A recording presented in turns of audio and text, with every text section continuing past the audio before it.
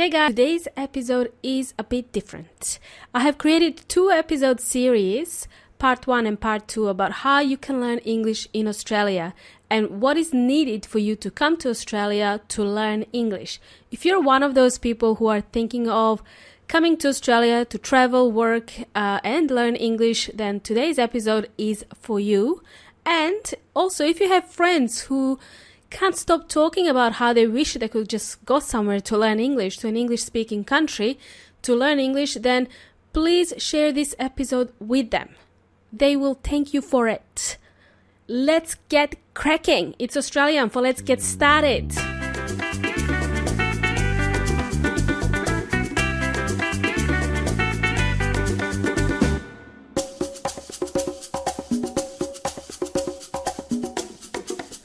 Welcome, amigos y amigas. Welcome to today's episode of the English Made Simple Show. This is episode number 217, number 217, número 217. For those of you who don't know me, my name is Milena, and I'm the host of the English Made Simple Show, and I live at englishmadesimple.net. It's my residential address here in Australia. englishmadesimple.net. My husband is shaking his head at me, saying this is the dumbest thing he's ever heard from me. Mila, you can't live at a website address. I said, I know, I'm being sarcastic. Now go back to the kitchen, wash those dishes. Please don't interrupt me. I have a show to record. Okay, amigos, last week I did an episode about how you can sound engaging when you're making conversations with people. So I do want to continue with those series, but I will do them in a couple of weeks as I'm still preparing more content for that type of episodes. Once the content is ready, I would like to provide you with all the relevant episodes related to making conversations. So that's coming soon. I can see people really enjoy that last episode from last week. Hope you don't mind my coughing in episode 216. Anyhow, today's episode is different. As I mentioned earlier, you've heard me before mention something along the lines of, if you want to study English in Australia, blah, blah, blah, blah. I said this before. This is what you probably heard. You heard blah, blah, blah. Okay? But most people don't know what that actually means. I'm not talking about blah, blah. I'm talking about what it means if you want to study English in Australia and how this is possible. What is the process of coming to Australia to learn English? How much money do you need to have? Some of you might be wondering, where will you be sleeping? What will you study? What kind of courses can you take? Can you work and study at the same time? If what I said so far sounds intriguing to you and got you really excited and you'd like to get more details, please visit englishmadesimple.net/Australia. This link is easier to remember, I reckon, englishmadesimple.net/Australia. Share this episode with your friends if you think it might help them. And please don't forget to mention that you've heard this on the English Made Simple podcast. You've heard it on the English Made Simple podcast. So, amigos y amigas, what is the process of learning English in Australia? Let's get straight into it. Let me explain this in 3 easy steps. Okay? Step number 1. Decide where in Australia you'd like to live. So let's imagine you have decided you want to go somewhere, like Australia for example, to learn English. So what do you need to consider? Let's see. Step number 1. Decide where in Australia you'd like to live. Australia is a huge island. I'm not calling it a country. I'm calling it an island. It's a huge island. So the climate in Australia is very diverse. The climate is different depending on where you'd like to live, or depend on what you like, really. If you're attracted to hot, sunny and humid conditions, then the east part of Australia is for you.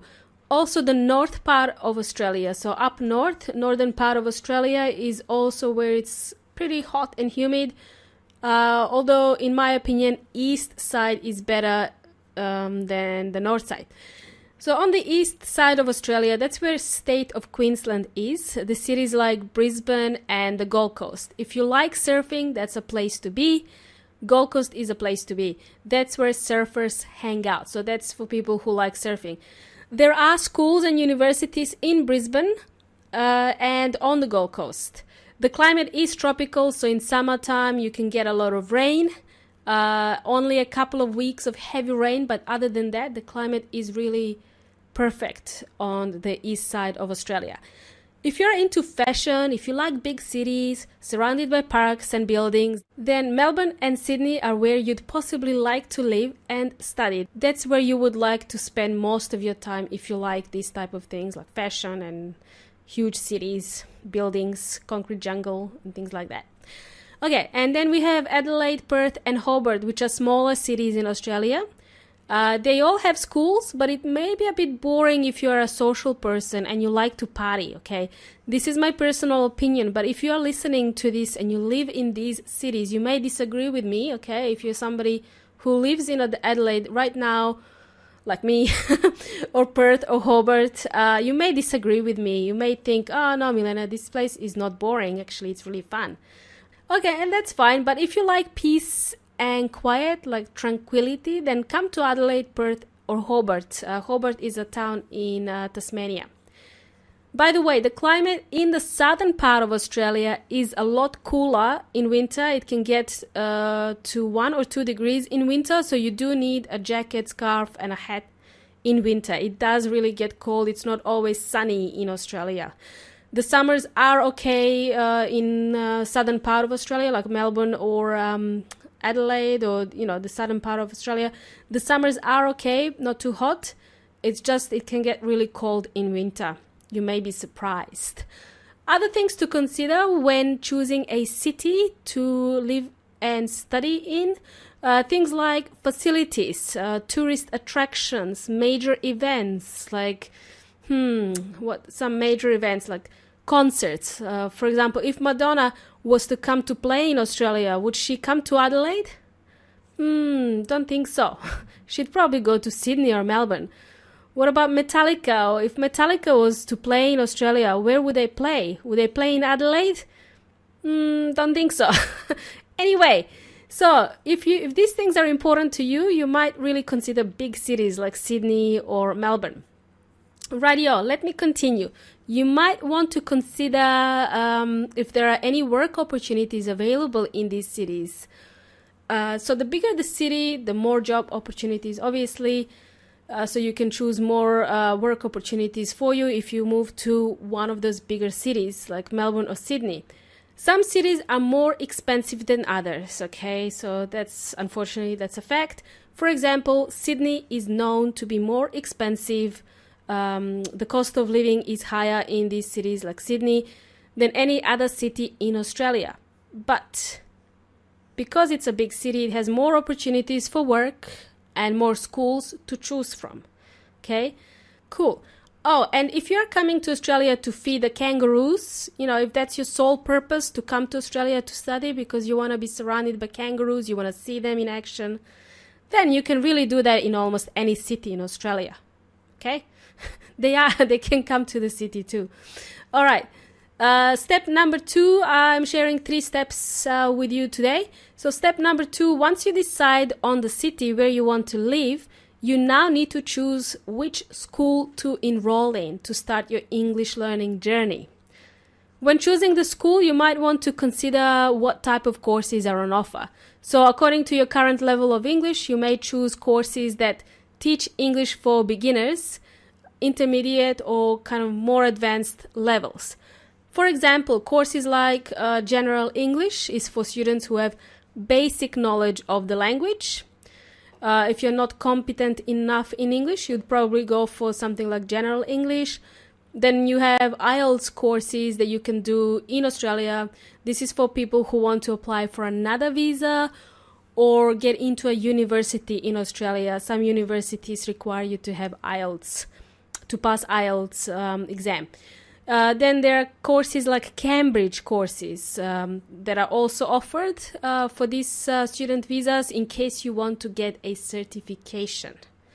In regards to the course availability, for General English courses, these are available to start every Monday of the month, really.